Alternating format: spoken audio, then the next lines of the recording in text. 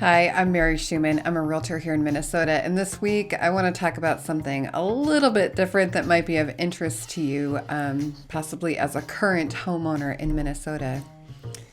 If you live here, you might have noticed that it gets a little bit cold in the winter, like well below zero for pretty good stretches in January and February. And did you also know that it gets super hot and humid in the summer? I mean, we have it all. 100+ degree temperature swings over the course of the year. Excellent. Everyone tells me that they move here because they want seasons. We have them. I live in an 81-year-old home, and our family room is the room that we use the most, and it has been pretty darn cold in there in the winters. Our first clue that something was up in that room should have been the fact that there is a forced air heating vent, an electric baseboard heater, and a wood stove. But we were clueless. And I'm actually not sure that that would have slowed us down, because even when we bought our home 6.5 years ago, it was a seller's market.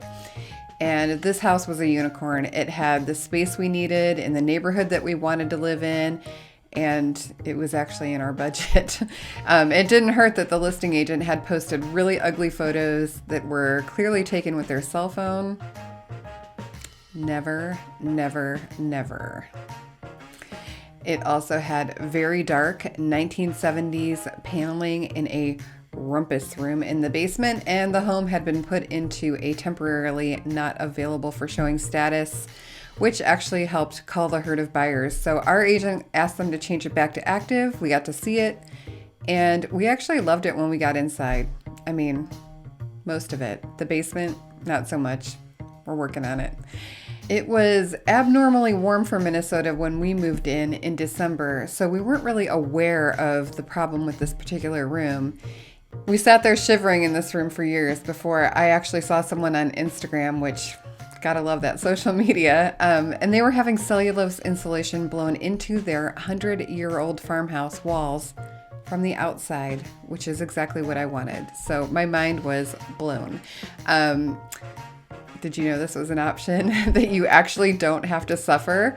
The cost and process was actually a crazy boogeyman in my head, and it was holding me back. But it really wasn't as expensive as we feared. We had spray foam insulation put on the sills under the family room in a crawl space. I have no video of that. There are bugs down there.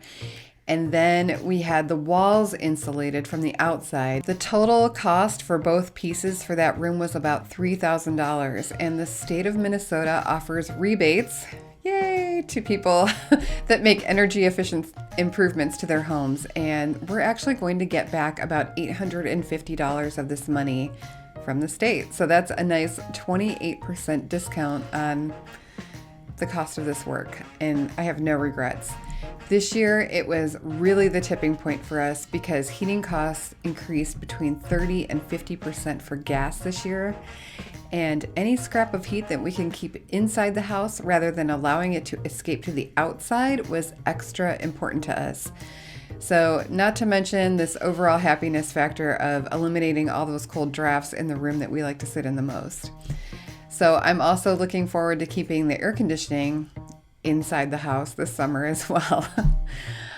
This job on the outside took them about 2 hours, so pretty painless, and I thought I would share the process with you in case you have a similar problem and really can't figure out how to fix it. I am a big fan of old homes, and I'm also a big fan of energy efficiency, and sometimes they just don't go hand in hand, but sometimes they do. Thanks for watching. If you have any questions about living in the Twin Cities, please drop a comment down below, or you can reach out. My contact information is in the description box down below this video. I hope you have a great week.